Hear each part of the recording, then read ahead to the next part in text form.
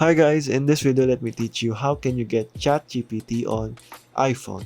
So without further ado, let's get right into it. So as we all know, there aren't any available ChatGPTs on the market on the App Store. But in order to get the ChatGPT, you can also do that by adding it to your home screen and treating it like an app. So as you can see, I have an Android, but it is basically the same steps on how you can do it on iPhone, but just a different name. So you just have to go over here. As you can see, I have it like that. In order to get this, you just have to go on over and let's try it.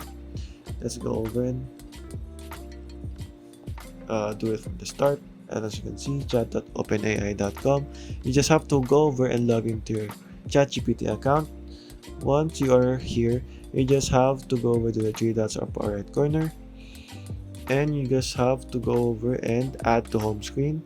So if you're on your iPhone, you should have a different name. So you just have to uh, pick the home screen button and add that to home screen. It should be a different term, so you just have to tap on that, and you can rename it also. And there, as you can see, we now have it on our home screen. So okay guys, that is all for today. Thank you for watching and goodbye.